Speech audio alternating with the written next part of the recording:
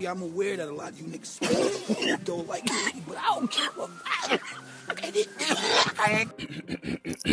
ازيكم يا جدعان؟ بما ان مروان موسى عامل حوار جامد فشخ كده اسمه شهر مال، قلت طب والله يا الله فرصه حلوه نتكلم عن مروان موسى اللي انا اصلا بحبه وما اعتقدش ان في حد ممكن يختلف عليه. هو اساسا شاطر وهو فعلا من مغنيين الراب المؤثرين بالشباب والمستمعين عموما. بس تفتكر انا ليه بقول لك لو انت سمعت مروان موسى تتاثر بشخصيته؟ وليه الشباب اساسا بتحبه؟ وليه تحسه براند كده في نفسه مش واحد بيراب؟ فاهم؟ طب قبل ما نبدا كده بالحب تنزل تعمل سبسكرايب ليا للقناه يعني بالحب ولايك للفيديو. هتقول لي يعني انا ماشي يا عم عبد الله هعمل سبسكرايب لكن اللايك انا لسه ما شفتش الفيديو. اقول لك والله يا اسطى عيب اللي انت بتقوله ده، هو انا عمري عملت لك فيديو وحش؟ طب والله بقى بص عشان قله ادبك دي انا مش مكمل الفيديو، سلام. نبدا. تقول لي يا الله انت قلت مش هكمل الفيديو، يعني انت ايه اللي انت بتعمله ده؟ اقول لك عديها ما تبقاش رخم يعني بالحب. يعني تفتكر ازاي ممكن مغني او ممثل او حد مشهور ممكن الناس تتاثر بيه؟ ليه يعني؟ ليه الناس ممكن تتاثر بيه؟ تقول لي يا عم لالا عشان هو بيغني حلو، اقول لك لا. تقول لي عشان تمثيله جامد مثلا، اقول لك برضه لا. الفكره هنا ايه هي الشخصيه اللي هو بيوريها لك عشان تحبه بسبب. يعني ايه؟ يعني مثلا وهتكلم هنا عن مغنيين الراب، كل واحد فيهم في حاجه لازم يوريها لك ويبروزها لك كده عشان تثبت في دماغك انك اول لما تشوفها او تفتكرها يجي في دماغك الرابر كذا. اديك مثال، لو قلت لك يا اسطى عايز رابر اسمع اغانيه يجي لي اكتئاب واموت كده وانا بسمع، تفتكر هترشح لي مين؟ ها يلا ما تقول يا ابني ساكت ليه؟ ايه يا مان انت ليه عليا ما بتردش؟ ماشي هتقول لي ابي يوسف. طيب يا عم هدي لك فرصه ثانيه عشان في ناس اكيد ما قالتش ابي يوسف. ماشي يعني نتعامل ان احنا في ناس ما قالتش. تمام. سؤال تاني. سؤال تاني. عايز رابر احس وانا بسمعه اني هدغدغ العالم كده، اللي هو ايه انا مفيش حد يعرف يسد معايا. ها هتقول لي مين؟ ايوه صح هتقول لي ليجاسي. بس كده. والفكره هنا ايه ده يا اسطى؟ انت هتعديها لي كده يعني ولا مش فاهم؟ بقول لك كلام غلط يعني. ليجاسي مين يعني؟ انت قاعد سرحان ولا كاني بتكلم يعني مش فاهم يا عم. مروان بابلو يا اسطى. نكمل. فكل رابر عنده الحته بتاعته والستايل اللي هو مشهور بيه، بس مروان موسى بقى ركز في حته ان هو يشدك ليه وانه يسوق لنفسه كشخصيه قبل ما يسوق لنفسه كمغني. مروان موسى عملها بذكاء قوي، قال لك تعالى يا باشا انت عايز تبقى جامد وروش وتحس انك كاريزما كده، اسمعني. طيب تسالني سؤال حلو قوي، تقول لي يا عم ليلو مش لالا عشان قلت اغير يعني قلنا لالا كتير. هو ليه مروان موسى اختار الستايل ده بالذات عشان يوريهولنا ويبروزه كده في كل اغانيه وكل فيديو كليب وبيظهر فيه لازم يوريك ان هو كاريزما وان انا جامد وروش والتيت والشريك؟ اقول لك اجابه صدمه شويه، ان هو غالبا اساسا ما اختارش يعني وما اختارش ده، هو الموضوع جه معاه كده اللي هو ايه يا عم انا شخصيتي كاريزما، انا كده كده واحد كاريزما عادي بغني بالكاريزما تمام. فجت معايا ايه اللي هو انا رابر واللي هو الرابر المفروض يكون كاريزما، فلما جت معايا كده قمت ماسك فيها، فاللي هو بقى صباح الفل انتوا عايزين رابر كاريزما انا اصلا كاريزما، فتعالى يا عم الموضوع مش صعب. طب هو ازاي بروز بقى الحته دي؟ تعالى نبدا من ليركس مثلا. نبدا مثلا باول جمله بيقول لك ايه؟ يقول لي بعد اذنك ممكن اخد شويه من الكاريزما. بيقول لي بعد اذنك ممكن اخد شويه من الكاريزما. تمام. انا هوريك حته دايركت اللي هو بيذكر فيها الكاريزما دايركت. انا مش مسؤول ما تجيش بعدين تقول مغرور، شوف الكاريزما قدام الكاميرا. مبنى شعر يا ابني ما عندكش ادنى فكره، شايفك جبت ورا وقلت الواد ده بيفهم، كاريزما مين ياض اللي انت المفروض بتمتلكها؟ حلو. ساعات لما بنسى قط في كاريزما الناس بتتلم وبتتغير الحسبه. طيب يا عم دي الليركس الدايركت اللي هو ايه، انا بيقول لك انا يا عم انا راجل كاريزما وانا جامد. تعال نشوف بقى الليركس اللي هي اندايركت اللي بيقول فيها نفس المعنى، ودي اصلا هتشوفها مش في الليركس بس، انت هتشوفها في اسم التراك اصلا. عندك مثلا تراك بطل عالم، فهو مبدئيا هو بيقول لك التراك اسمه بطل عالم، فاهم؟ من اول كلمه جاي يقول لك مفيش شبه في بلدك. مفيش شبهي في بلدك، قارن ورقي بورقك، بلدك المفضله بنما. بعاني من العظمة مش عايز الدكتور يشفيني، كريستيان ديور بص السكور، بعاني من العظمة ورحت للدكتور. نيجي بقى لاخر تراك دبل زوكش، لما هو قال لك ايه عمل لك دبل مينينج حلو قوي. انا اقوى لاعب في افريقيا من بعد دروجبا. ودروجبا طبعا كلنا عارفينه هو لعيب كرة قدم يعني كان بيلعب في تشيلسي وهو اخد جايزة احسن لاعب في افريقيا مرتين. فمروان موسى عمل ايه بقى؟ اما دخل لك اسم التراك اللي هو كان عامله اسمه دروجبا، وقام قال لك ايه انا اقوى لاعب في افريقيا من بعد دروجبا، اللي هو من بعد التراك ده هو مروان موسى خد جايزة افضل رابر في افريقيا. طب تعالى مثلا ايه نقفش تراك دروجبا ده، عامل لك تشبيه بيوضح كلامي اكتر. بيقول لك ايه وهنا يقصد توماس شيلبي اسطوره الكاريزما، اللي هو لو انت فتحت اليوتيوب دلوقتي هتفهم انا قصدي ايه، هتلاقي كل الفيديوهات بيقول لك ازاي تبقى كاريزما زيه والكلام ده. طيب عندي احساس كده انك عايز تسال سؤال وانا قفشتك عموما يعني. والسؤال هو يا عم عبد الله يا لالا، طب ما اي رابر في مصر بيقعد يعظم في نفسه ويقول انا كاريزما والكلام ده، اللي هو اشمعنى انت ماسكها في مروان موسى؟ انت عايز تعمل فيديو خلاص يعني؟ اقول لك انت اسئلتك كترت، بس يعني هو السؤال ده حلو ماشي يعني هو كلامك صح. تعالى مثلا ناخد ابي يوسف كمثال. عندك ابي يوسف عمل لك تراك اسمه عظمه، هو من اسم التراك يعني عظمه، فاهم؟ ابي يوسف مثلا هنا فعلا كان بيعظم في نفسه بكاريزميت كتير، فاهم؟ قوم عشان عايز افرد رجلي.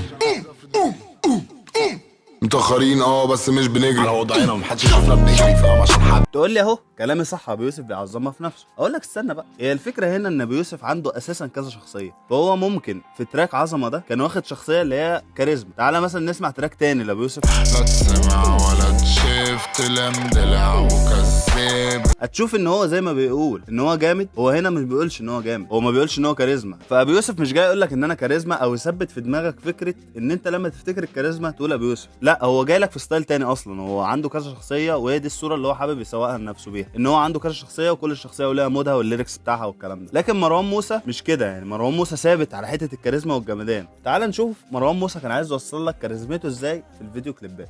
عندك في الاول كده يعني لما نبدا كده ان تشوف مروان موسى في فيديو كليب، هتلاقي ان مروان موسى هو واقف بيغني، هو مش بيتشقلب فاهم، يعني هو واقف في الفيديو هو يعني واقف بيغني فاهم، واقف بيتكلم.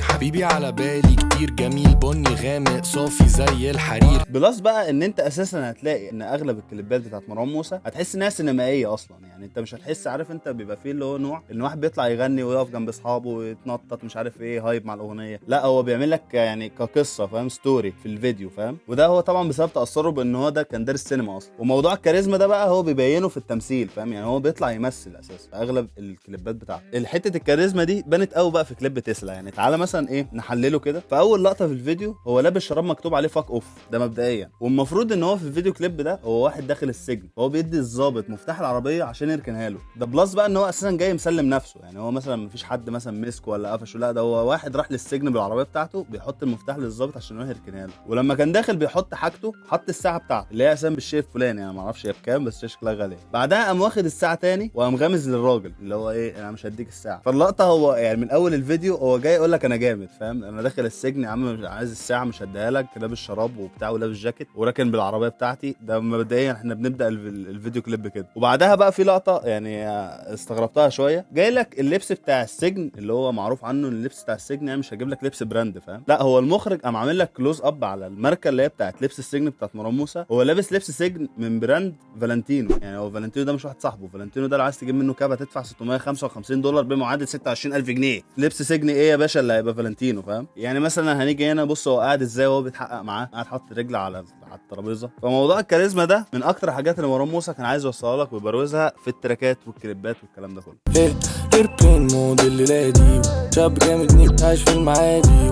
طيب ايه الحاجات التانية اللي مروان موسى بيبروزها في الفيديو كليب او في الليركس يعني بتاعته في الاغاني؟ حرفيا انت لما تسمع مروان موسى هتحس ان مفيش بنت مش بتحبك، يعني انت تحس ان انت احمد عز وانت قاعد بتسمع. على ما اعتقد انا مش مرتبط الاكس بتاعها معترض قالت له فاكت. طبيعي لما تسمع ان مروان موسى جه يشقط بت فالاكس بتاعها معترض قامت قالت له فاكت، فطبيعي انت هتتاثر بيه، يعني اللي هو ايه يا عم انت جامد انا عايز ابقى زيك فاهم. ثانيه يا اسطى انا مش قدوه ما تحاولش تبقى زيي. مروان موسى بيتكلم عن البنات كتير ودي حاجه اغلب يعني الشباب بتفكر فيها فاهم، دي حاجه طبيعيه يعني. بس هو بقى بيتكلم بالصياعه، يعني هو مثلا بيقول لك ايه، جات لي من نفسها ما ندهتش، ان هي جات لي من نفسها ما ندهتش. طب يا عم مروان موسى ما ممكن تكون هي وحشه، انا مش ضمني يعني مش عارف، ممكن تكون مش حلوه. دلوعه وصوتها مبحوح تنوره وظهر مفتوح. رجع وقال لك دلوعه وصوتها مبحوح تنوره وظهر مفتوح. طيب لا انا عايز اعرف هي فعلا حلوه ولا لا، يعني ماشي ممكن تكون لبسها حلو ماشي، طب هي شكلها حلوه؟ وزا مش ممكن يا برو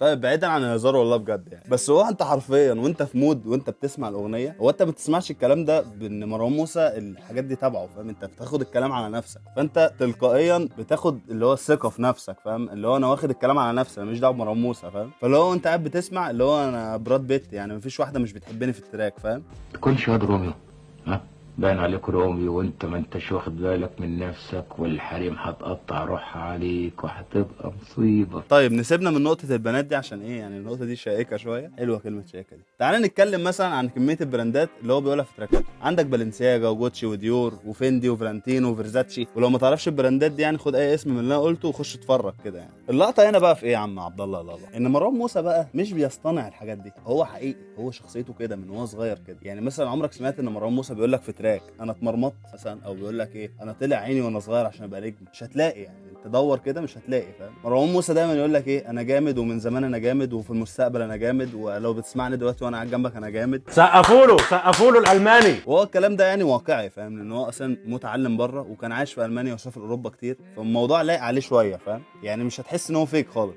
انت في كل اغانيك وعامه يعني بتتكلم دايما ان انت الماني ونص الماني، فين الدليل ان انت الماني؟ يعني عمرنا ما سمعنا مثلا اغنيه بالالماني. Ey, was machst du? Mann, ich hab dir doch gesagt, Wir werden auf Deutsch singen und wir werden mehr auf Deutsch machen, so, du musst dich jetzt beruhigen. Willst du das jetzt vor den Leuten sagen, dass wir richtig schlecht aussehen oder was? انت جريء قوي انك تتكلم معايا بالالماني دلوقتي. ولو انت كمان متابع مروان موسى على تويتر هتعرف عن شخصيته اكتر يعني هنا مثلا كان بيقول ان هو متضايق ان هو بيركز على الكومنتات السلبيه، وانه يبطل الموضوع ده، وانه عايز الناس اللي هي معاه يعني على تويتر تعمل كاريزما معاه، فاهم؟ وهنا ما اعرفش هو كان بيسف على حد بيقول له خليك كاريزما، ما اعرفش مين. وهنا مثلا لا اسمع انت بقى، انا مكسل اشرح يعني، اسمع انت وانت خدت بالك انا بكاريزميت عليك، فاهم؟ اللي هو برضه ايه يا عم اسمع انت، انا مكسل اشرح، فاهم؟ انا جامد برضه. بص انا عامه مؤخرا قللت نسبه الايجو في التويتس اللي انا بتويتها، فاهم؟